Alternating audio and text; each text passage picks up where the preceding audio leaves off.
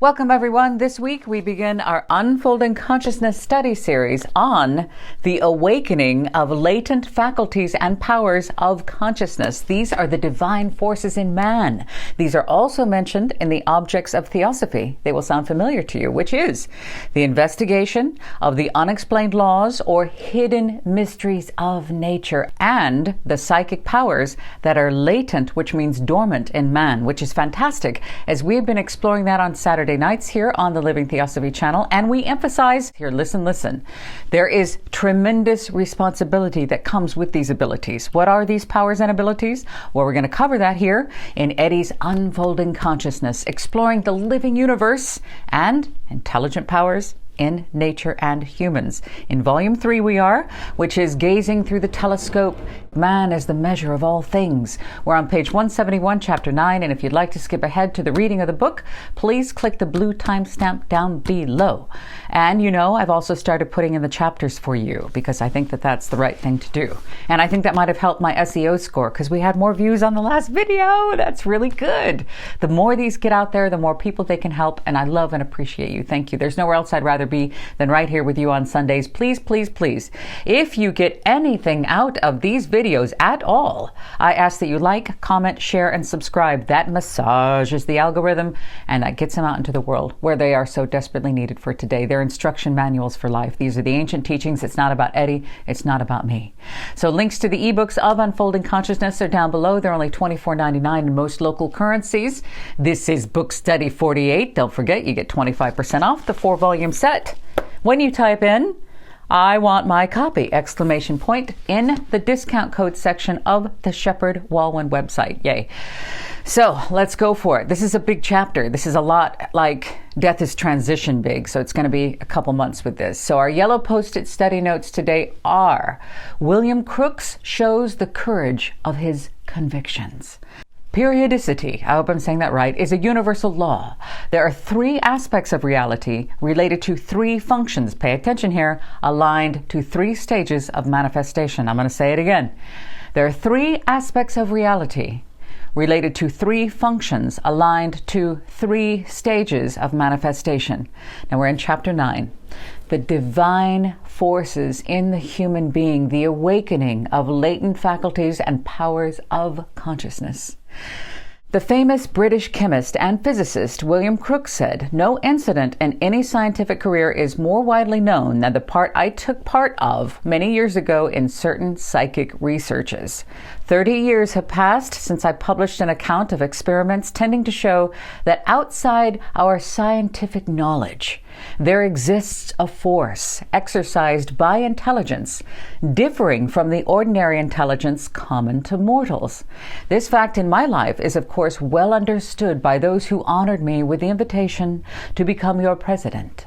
Perhaps among my audience, some may feel curious as to whether I shall speak out or be silent.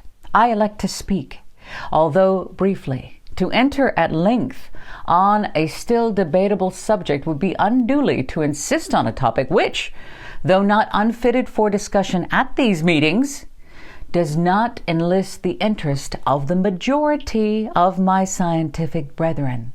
To ignore the subject would be an act of cowardice, an act of cowardice I feel no temptation to commit. To stop short in any research that bids fair to widen the gates of knowledge, to recoil from fear of difficulty or adverse criticism, is to bring reproach on science.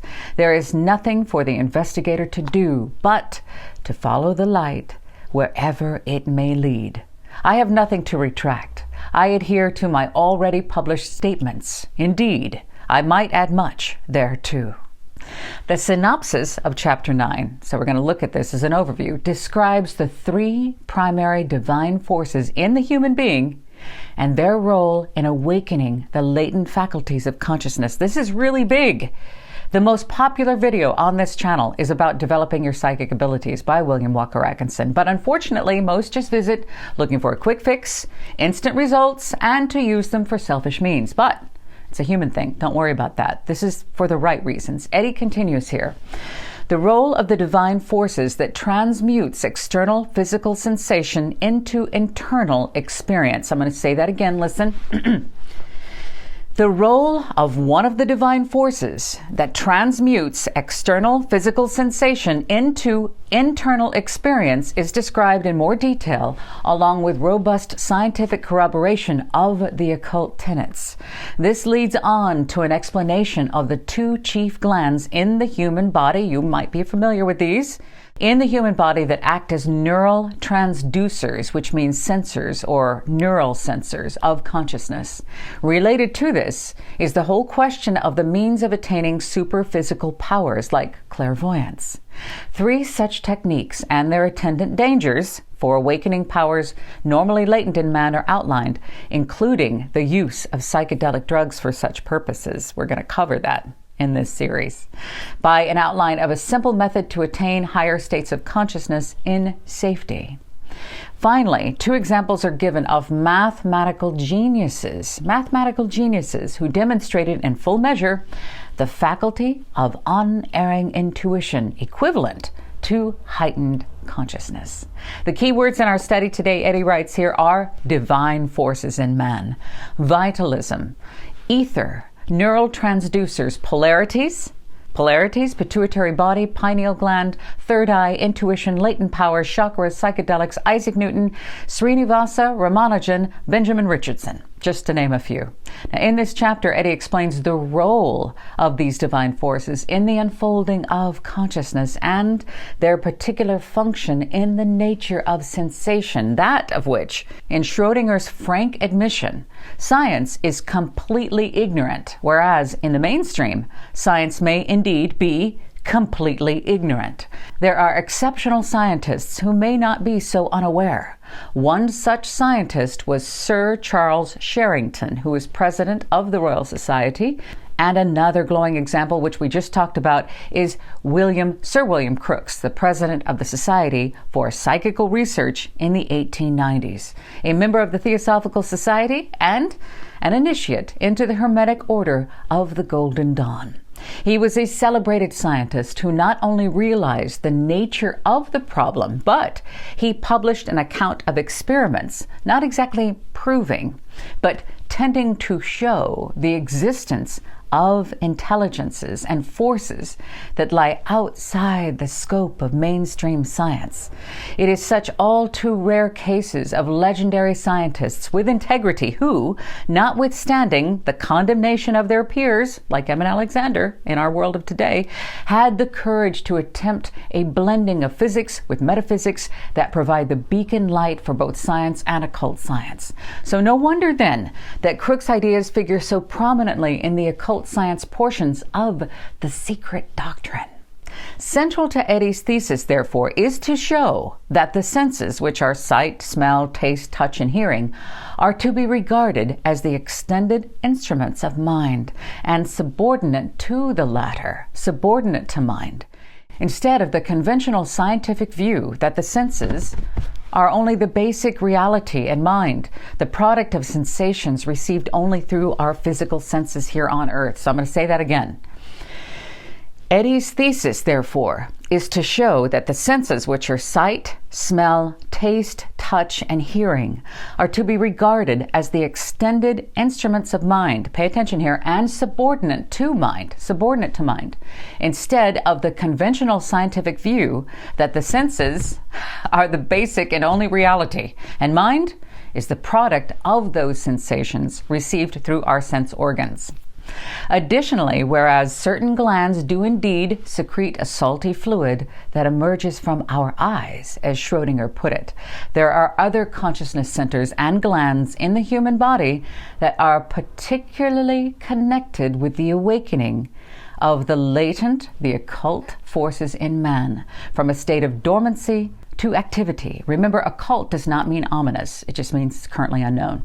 So 2 such main centers are the pituitary and pineal glands. Their role and function as transducers of consciousness will be outlined. Divine forces in the human being, the whole human being, but especially the heart, the brain, and generative. And I think by generative he means the reproductive organs here. So the heart, brain, and generative system are the main centers of consciousness. The whole human being may be regarded as a divine instrument that transforms universal consciousness into its physical substrate. Let's take a look at that again. I'm just going to say it again. The whole human being may be regarded as a divine instrument that transforms universal consciousness into its physical substrate. Let's take a look at this table. Here we go. So I've got my glasses on now. We're going to take a look at table 3.3 from volume 3.3. I think Jonathan likes the tables. Jonathan, I put this up for you and the rest of you as well. So this is correspondences between human principles and colors, sounds, numbers, and phase. This is meaning in the chemical state, phase transitions of matter. So as we look here, we have chaya, which is the etheric double or shadow, and the corresponding color is violet. And the states of matter it affects, we have ether. Ether is the element that connects us to spirit or higher planes, the akasha. So that's the first one there. Coming down to higher manas. All right, higher manas, spiritual intelligence. This is the color between blue and violet. That's indigo. And you see the number, of course, is number 2. We're going into, that is a critical state. And that is called air in occultism. A critical state is the in-between. It can be either or. In thermodynamics, a critical point or a critical state is the endpoint of a phase equilibrium curve. So it's either or, it's in between. So both states can coexist in a critical state. Moving to the auric envelope, we have the color is blue. These will sound familiar. That's the chakra colors, right? Okay, pay attention. Coming over here, it's steam or vapor. That's the auric envelope, the aura. Lower manas, moving on to number 4, lower manas or animal soul. That is a critical state. Again, remember, a critical state is the endpoint of a phase equilibrium curve, and that is in thermodynamics, and that means it can be either or both at the same time. Buddhi, this will sound familiar to you, the spiritual soul. The corresponding color is yellow. That's number 5. Water, spiritual soul, water. That's the state of matter. Prana, the life principle, corresponding color is orange. Critical state can be either or both at the same time.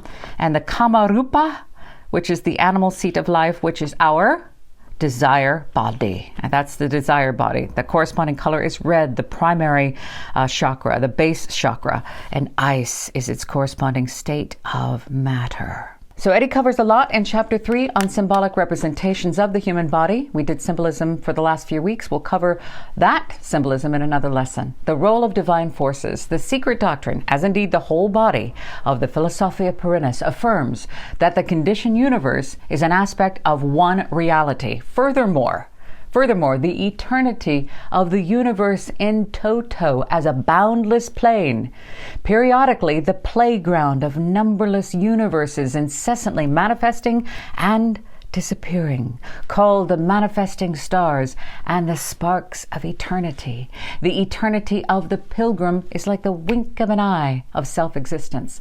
The appearance and disappearance, the breathing in and out, the appearance and disappearance of worlds is like a tidal ebb, flux and reflux, from the poem of the Secret Doctrine, written down by H.P.B.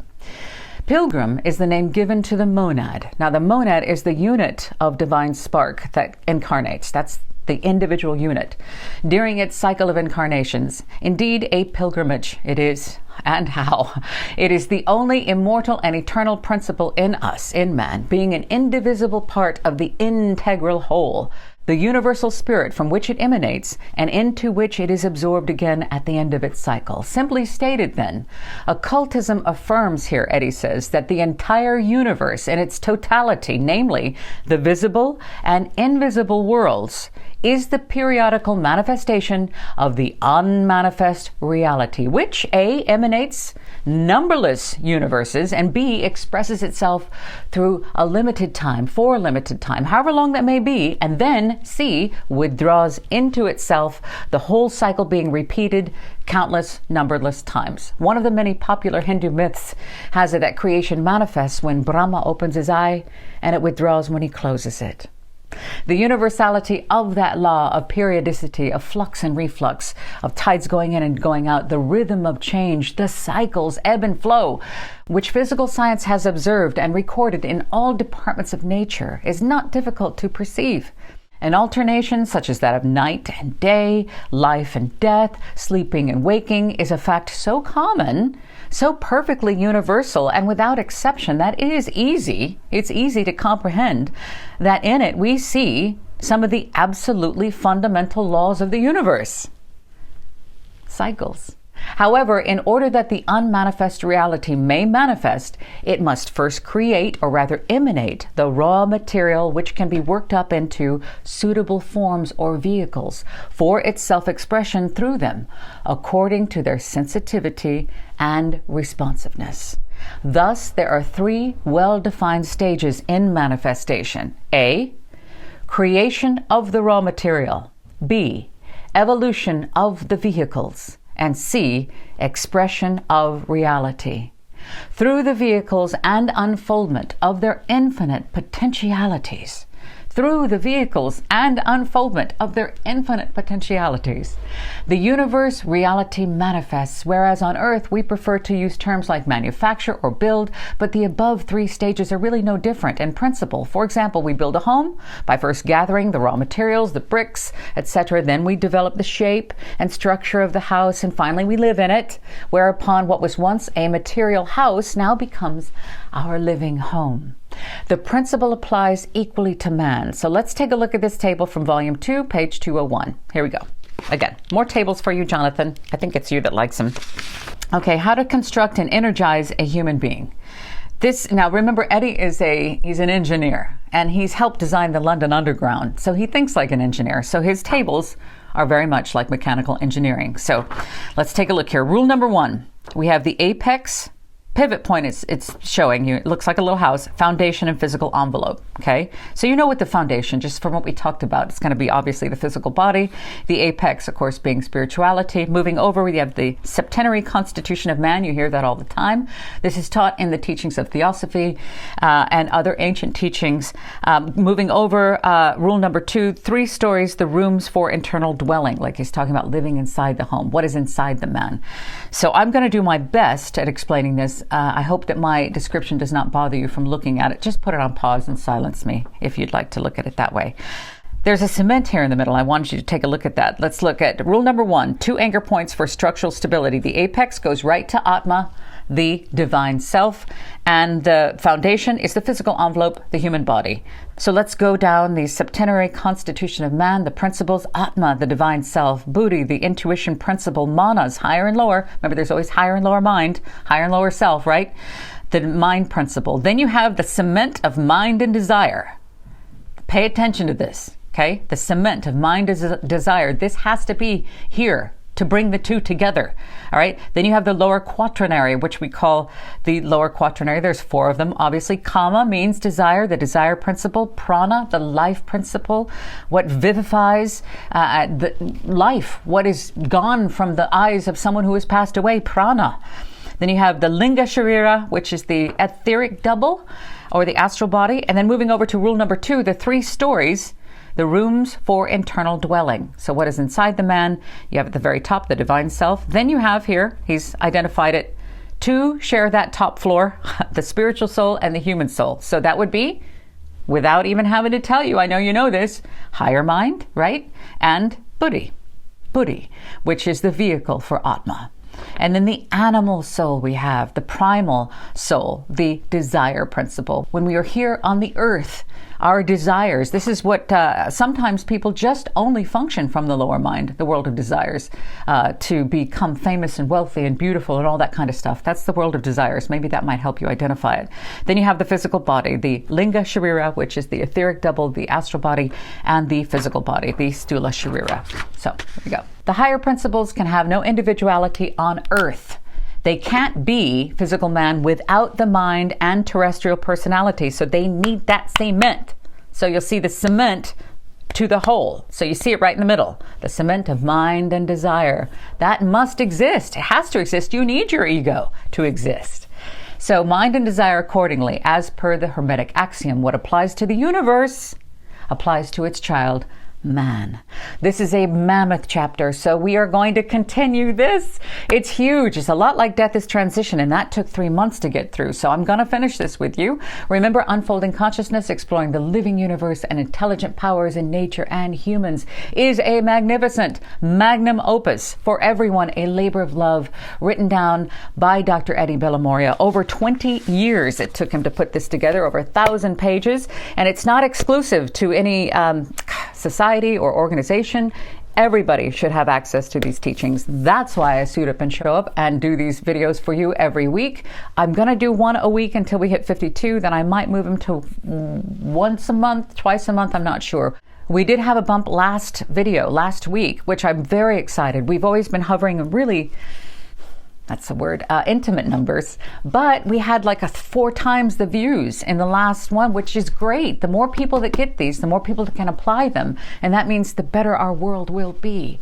These are instructions for humanity. This does not have anything to do with Eddie or me or anybody else. It is all about you. These are the ancient teachings that were in the mystery schools coming out to you. If you embrace them and apply them, our world will change, and it can change into compassion and understanding and unity, and a world without unnecessary suffering. So I love you, and I'll see you next week. Thank you for listening.